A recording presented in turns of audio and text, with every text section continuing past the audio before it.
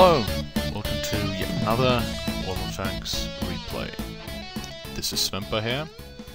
I'm going to play an Is-3 Tier 8 Russian heavy tank, which most of you will probably be familiar with. I'm platooned up with Hugashaka, because that's mainly how I play. Platooned up, that is. The gun and sloping of the Is-3 makes it an incredible brawler, but it does have weaknesses, seeing as the armor is quite thin at the front. It's prone to being penetrated from above if they shoot it down on you, or if you over-angle it a bit. This will be quite a different replay from the earlier ones I put up. It's still a good game, but I'm going to show you some mistakes that I do, and I'm going to try and tell you about them, and hopefully how you can avoid them. It will, of course, be, as I said, it's still an okay game for me, but I let the team down a bit, I feel, personally, and also I over-angle a bit and stuff like that, or miss-angle more correctly, seeing as you can't really over-angle this because you shouldn't angle it too much anyway, unless you are in a position where you can side-scrape, that is standing next to buildings and using the side armor to out-bounce any shot that goes into you. But anyway, I will show you in other replays how to do efficient side-scraping and probably some inefficient side-scraping. But anyway, here you see that I'm up on the hill on the beautiful map of Malinovka. A map that I don't particularly like to play with this tank, but hey, what can you do? The matchmaker puts something up and you'll have to play it. Yeah, the roll of the dice. And here you can see I'm poorly angled for people shooting at me from down in the woods, where there are always people, which means that the IS-8 and the BK are prime targets, and therefore I'm moving out.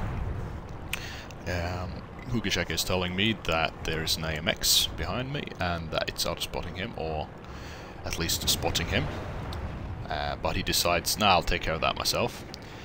And now I'm a bit ambivalent. It takes way too long for me to take this decision. I'm having a hard time deciding if I should head down or keep supporting from up top. The problem is that it's way too crowded up top, so I really feel that I can't make any difference up here. Therefore, and of course the T-95 comes around, and I figure, well, I need to flank these guys. It's both a good decision and also a bit of a dodgy decision, because if I would have stayed up here, probably nothing would have happened. I would just be dead with the rest of them. But the thing is that it could have also turned the game around. I am not certain, but at this point it felt for me that the smartest decision would be to flank around a bit and try to get in behind these guys and at least damage them, and hopefully get them to turn around and concentrate fire on me instead, seeing as I am behind them and the bigger threat. At least I would consider me the bigger threat. These guys, however, don't really prioritize that way, which is interesting. What also needs to be added is that their artillery is quite good. He knows what he's doing. And here, as you can see, I'm in a prime position to fire at their asses. The problematic part with this position is that if you go too far up, you are just dead. No doubt about it. And the gun depression on this tank is so appalling. Like, you can't really get into a good position. And here you can see another problem with getting here is that you can't spot people in the depression at the left, you know, in the pit. And here I am trying to get in a position where he will out-bounce off my side, but he's a bit too smart for that. He's still firing on my unangled cheeks, and he'll get one more into me. I try to stop him because he's nimble. My pal Hugashaka just put one into him. But here I'm just, you know, dancing around a bit, making sure that he can't get a clean hit on my top plate, which is on the top of my tank, which is a prime weak spot. But anyway, mission sort of accomplished. Not really, but well enough.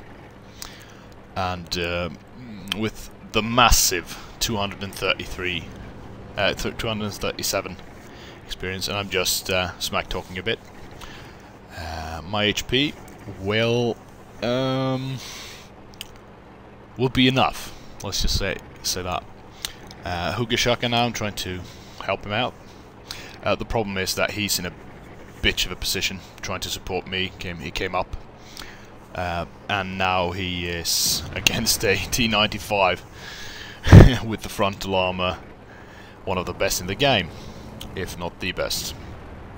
But anyway, and also Hugashaka gets nailed by artillery, so I'm trying to nail this T95, but he's got probably repair on all of his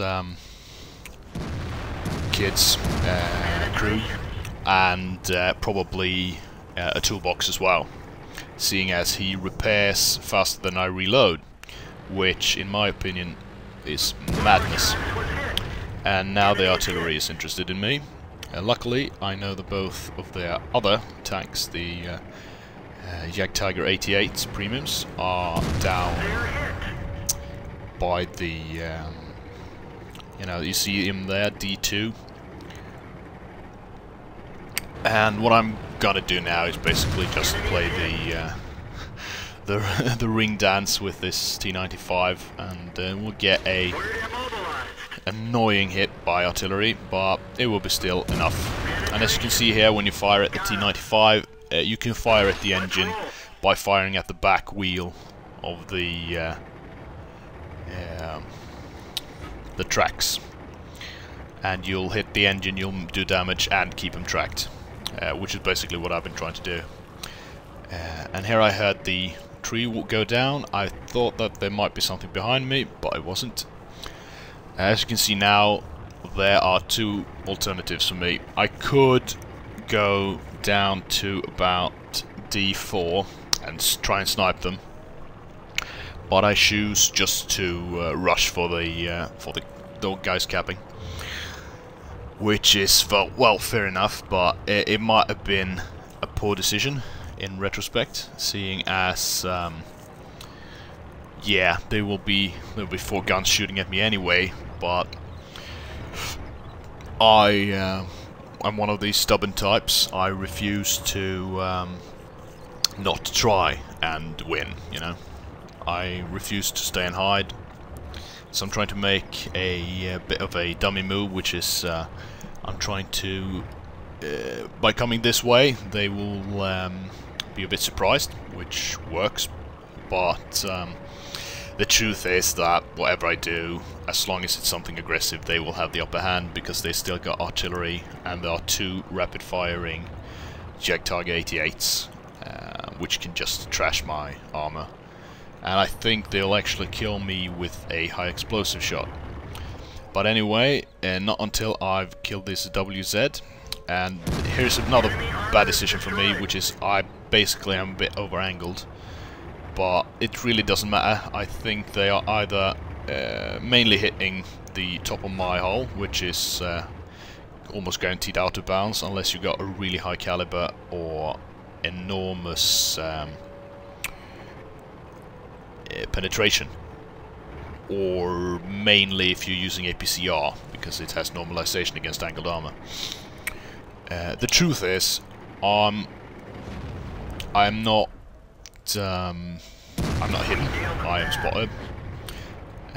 But luckily these guys are a bit over eager firing, so I get a little bit more damage done. Well, 3 kills, 4,746 damage, which is quite acceptable in my opinion. As you saw earlier, I was making some poor decisions, but it almost worked out anyway. The thing is with all the tanks is that you need to stack the deck in your favor to get a good result. You can never count on pure skill or pure luck, because neither is valuable in the long run. You need to make sure, of course, skill is manipulating the luck to be in your advantage, but it's not that simple. you'll always need to try to stack the odds in your favor anyway. Sometimes it works, sometimes it doesn't. This time it almost worked. If I had about 800 more health, I might have won this.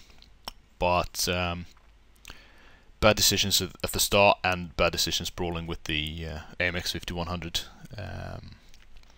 ended the game early for me.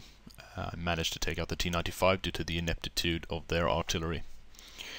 But anyway, that was that game. I hope you enjoyed it, and I will see you next time.